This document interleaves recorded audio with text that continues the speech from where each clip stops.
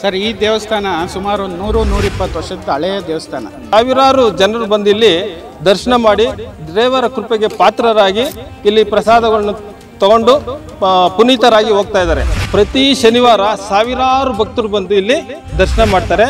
ಅಭಿಷೇಕ ಅಷ್ಟೋತ್ತರ ಪ್ರತಿ ದಿವಸ ಬೆಳಿಗ್ಗೆ ಸಂಜೆ ನಡೆಯುತ್ತೆ. ನಾಡಿನೆಲ್ಲೆಡೆ ಶ್ರೀರಾಮನವಮಿ ಹಬ್ಬದ ಸಡಗರ ಸಂಭ್ರಮ ಮನೆ ಮಾಡಿರುವಂಥದ್ದು. ಹಾಗೆ ಬೆಂಗಳೂರಿನ ಕೊಡಿಗೆಹಳ್ಳಿ ಸಮೀಪ ಇರುವಂತಹ ತಿಂಡ್ಲು ಅಂದರೆ ಶ್ರೀ ಪ್ರಸನ್ನ ವೀರಾಂಜನೇಯ ಸ್ವಾಮಿ ದೇವಾಲಯದಲ್ಲಿ ನಾನೀಗ ಇದ್ದೀನಿ. ಅಂದರೆ ಇವತ್ತು ಶ್ರೀರಾಮನವಮಿ ಹಬ್ಬದ ಹಿನ್ನೆಲೆಯಲ್ಲಿ ವಿಶೇಷವಾಗಿ 42ನೇ ವರ್ಷದ ಶ್ರೀರಾಮನವಮಿ ಹಬ್ಬವನ್ನು ಆಚರಣೆ ಮಾಡ್ತಿರುವಂಥದ್ದು.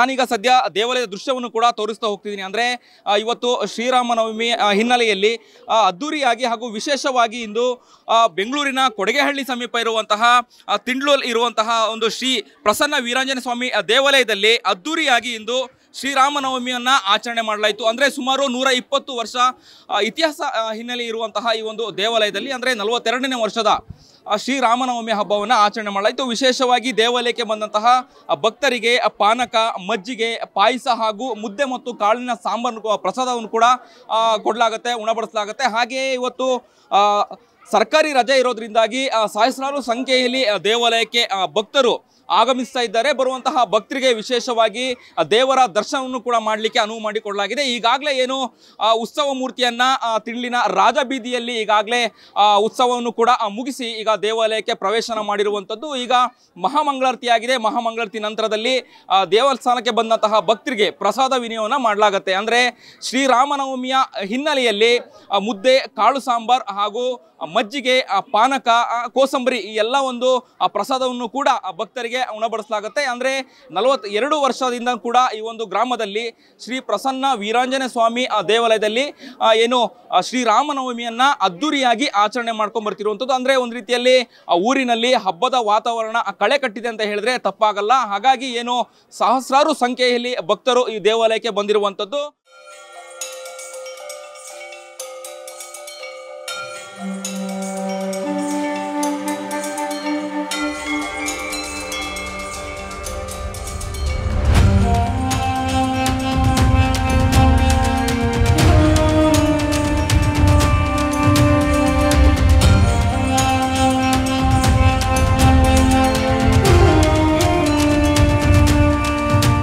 ನಾಡಿನೆಲ್ಲೆಡೆ ಶ್ರೀರಾಮನವಮಿ ಹಬ್ಬದ ಸಡಗರ ಸಂಭ್ರಮ ಮನೆ ಮಾಡಿದೆ. ಕಳೆದ 42 ವರ್ಷಗಳಿಂದ ಶ್ರೀ ಪ್ರಸನ್ನ ವೀರಾಂಜನೇಯ ಸ್ವಾಮಿ ದೇವಾಲಯದಲ್ಲಿ ಶ್ರೀರಾಮನವಮಿ ಅದ್ಧೂರಿಯಾಗಿ ನಡೆಯುತ್ತಿದ್ದು, ರಾಮನವಮಿ ಪ್ರಯುಕ್ತ ಅನೇಕ ಧಾರ್ಮಿಕ ಕಾರ್ಯಕ್ರಮಗಳು ನಡೆದಿದೆ. ಹೌದು, ದೇಶದೆಲ್ಲೆಡೆ ಶ್ರೀರಾಮನವಮಿಯ ಸಂಭ್ರಮ ಕಳೆಗಟ್ಟಿದೆ.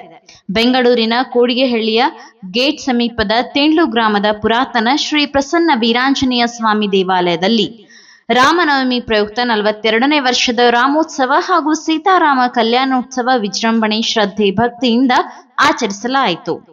ಶ್ರೀರಾಮನವಮಿ ಪ್ರಯುಕ್ತ ಶ್ರೀರಾಮ ತಾರಕ ಹೋಮ, ಸೀತಾರಾಮ ಕಲ್ಯಾಣೋತ್ಸವ ಹೀಗೆ ಅನೇಕ ಧಾರ್ಮಿಕ ಕಾರ್ಯಕ್ರಮಗಳು ಜರುಗಿದವು. ಇನ್ನು ರಾಮನವಮಿ ಪ್ರಯುಕ್ತ ಪ್ರಸನ್ನ ಆಂಜನೇಯ ಸ್ವಾಮಿ ದೇವರಿಗೆ ಅಭಿಷೇಕ ಪೂಜೆ, ವಿವಿಧ ಬಗೆಯ ಹೂವಿನ ಅಲಂಕಾರವನ್ನು ಮಾಡಲಾಗಿತ್ತು.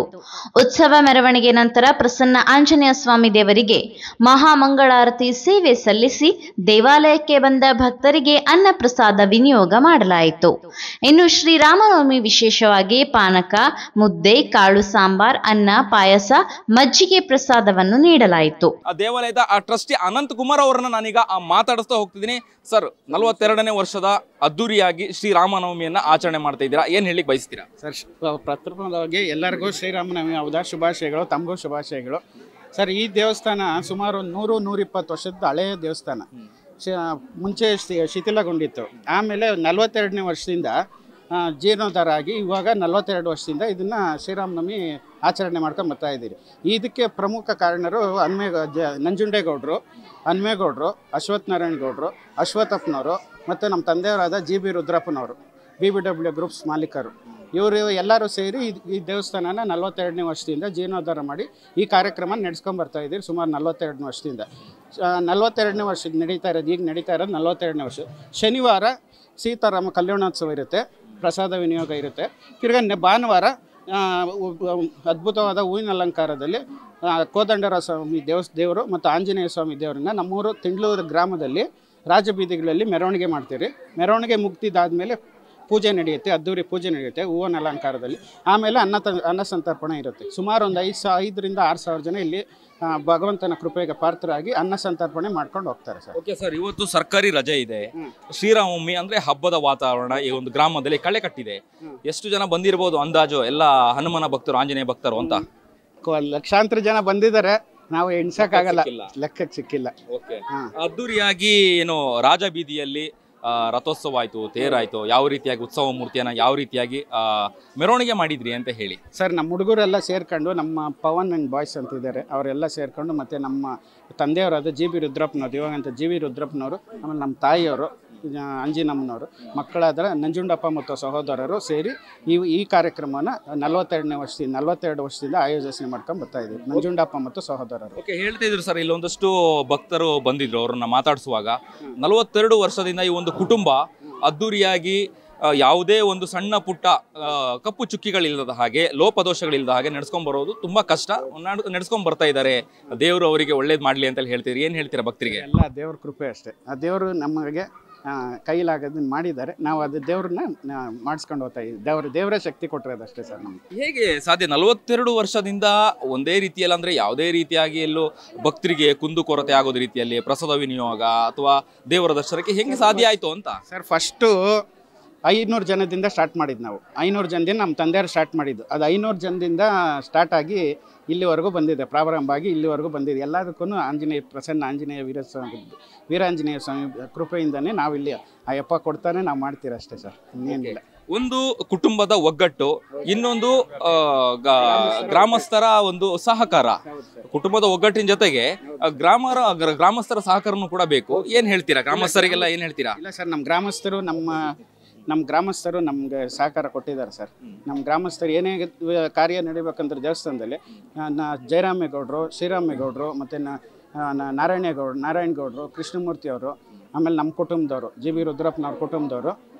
ಬಿ ರುದ್ರಪ್ಪನವ್ರ ಕುಟುಂಬದವರು ಅವತ್ತಿಂದ ಈ ಕಾರ್ಯ ನಡೆಸ್ಕೊಂಬತ್ತಾ ಇದ್ದೀರಿ. ತಿಂಗಳು ಗ್ರಾಮಸ್ಥರ ಸಹಕಾರ ಕೂಡ ಇದೆ ಸರ್. ಅಂಜನಾ ಭಕ್ತಣ್ಯ ಮಂಡಳಿ ಅಂತ ಇದಿದೆ ಟ್ರಸ್ಟು, ಅದು ನಡ್ಕೊಂಡ್ ಬರ್ತಾ ಇದೆ ಸರ್.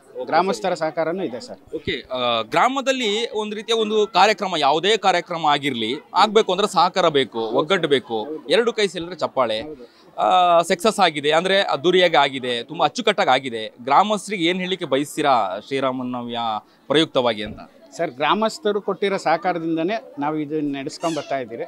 ಮತ್ತು ನಮ್ಮ ಕುಟುಂಬದ ಸಹಕಾರ ಗ್ರಾಮಸ್ಥರಿಗೆ ತುಂಬ ಎಲ್ಲರಿಗೂ ಒಳ್ಳೇದಾಗಲಿ, ನಮ್ಗೆ ಸಹಕಾರ ಕೊಟ್ಟಿರೋದಕ್ಕೆ ದೇವ್ರು ಒಳ್ಳೇದು ಮಾಡಲಿ ಅಂತ ಕೇಳ್ಕೊತೀನಿ ಸರ್. ಈಗ ನಿಮ್ಮ ಬಾಯಲ್ಲೇ ಕೇಳೋಣ, ಪ್ರಸಾದವನ್ನು ಏನೆಲ್ಲ ಮಾಡಿದ್ದೀರಾ ಅಂತ ಹೇಳಿ.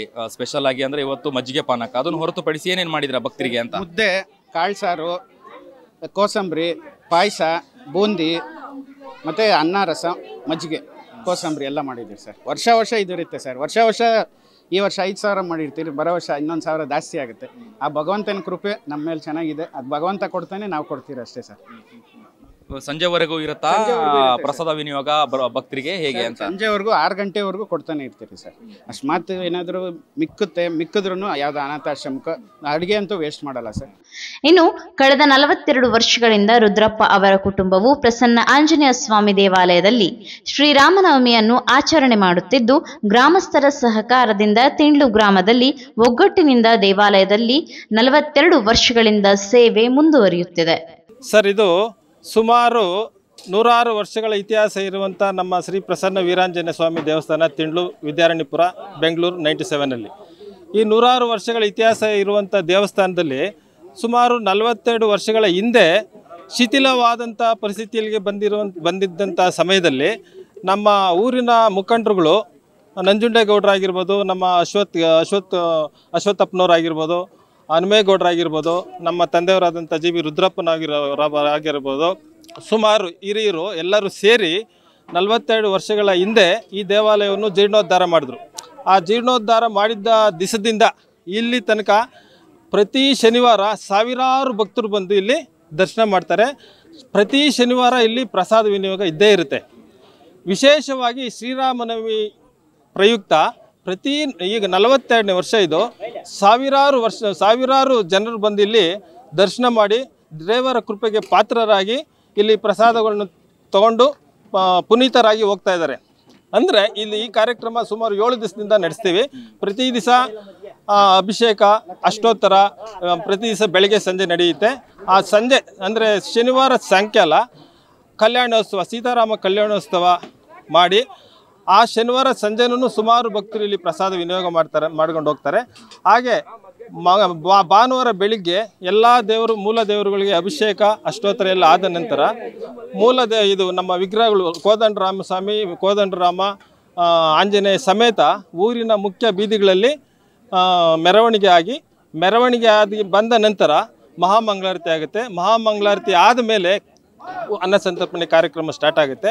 ಈ ಅನ್ನ ಸಂತರ್ಪಣೆ ಕಾರ್ಯಕ್ರಮ ಸುಮಾರು 4:30 5 ಗಂಟೆ ಸಾವಿರಾರು ಜನ ಬಂದು ಊಟ ಮಾಡ್ಕೊಂಡು ಹೋಗ್ತಾರೆ. ಇದಕ್ಕೆ ಕಾರ್ಯಕರ್ತರು ಸುಮಾರು ಈ ಊರಿನ ಮುಖಂಡರುಗಳೆಲ್ಲ ಇದ್ದಾರೆ. ವಿಶೇಷವಾಗಿ ಈ ದಿನ ಮತ್ತು ನಿನ್ನೆ ನಮ್ಮ ತಂದೆಯವರಾದಂಥ JB ರುದ್ರಪ್ಪನವರ ಧರ್ಮಪತ್ನಿ ಆಂಜಿನಮ್ಮನವರು, ಅವರ ಮಕ್ಕಳಾದಂಥ ನಂಜುಂಡಪ್ಪ ಮತ್ತು ಸಹೋದರರು ಈ ಕಾರ್ಯಕ್ರಮಕ್ಕೆ ಕಾರ್ಯಕರ್ತರಾಗಿರ್ತಾರೆ.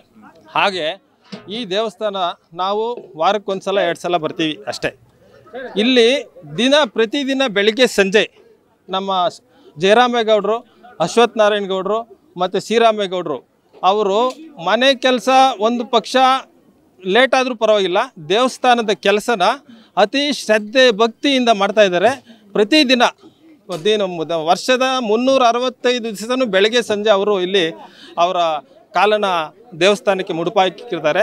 ಆದ್ದರಿಂದ ಅವರ ಕುಟುಂಬಗಳಿಗೂ ದೇವರು ಆರೋಗ್ಯ ಆಯಸ್ಸು ಕೊಟ್ಟು ಮುಂದಿನ ದಿನಗಳಲ್ಲಿ ಇನ್ನೂ ಅವರಿಗೆ ಮನೆತನ ವೃದ್ಧಿ ಆಗಲಿ ಅಂತ ಬಯಸ್ತೀನಿ. ಹಾಗೆ ಇಲ್ಲಿ ಬಂದು ದೇವರ ದರ್ಶನ ಪಡೆದು ಪ್ರಸಾದ ತೊಗೊಂಡೋದಂಥ ಎಲ್ಲ ಭಕ್ತಾದಿಗಳಿಗೂ ಅವರ ಮನೆತನಕ್ಕೂ ಆರೋಗ್ಯ ಆಯುಷ್ಯು ಸಮೃದ್ಧಿಯಾಗಿ ನೀಡಲಿ ಎಂದು ಬೇಡುತ್ತಾ, ಇಂಥ ಕಾರ್ಯಕ್ರಮ ಇನ್ನು ಮುಂದಿನ ವರ್ಷಗಳಲ್ಲಿ ದಿನೇ ಅತಿ ಹೆಚ್ಚಾಗಿ ನಡೆಯಲಿ.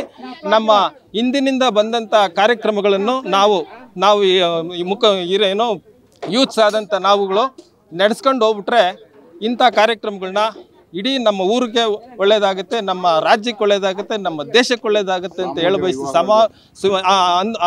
ಆಗುತ್ತೆ. ಸೊ ಈ ಹಿಂದೆ ಸಾಮೂಹಿಕ ವಿವಾಹಗಳನ್ನು ಇದೇ ದೇವಸ್ಥಾನದಲ್ಲಿ ನಮ್ಮ ತಂದೆಯವರಿದ್ದಂಥ ಸಮಯದಲ್ಲಿ 100 ಸಾಮೂಹಿಕ ವಿವಾಹಗಳನ್ನು ಮಾಡ್ತೀವಿ.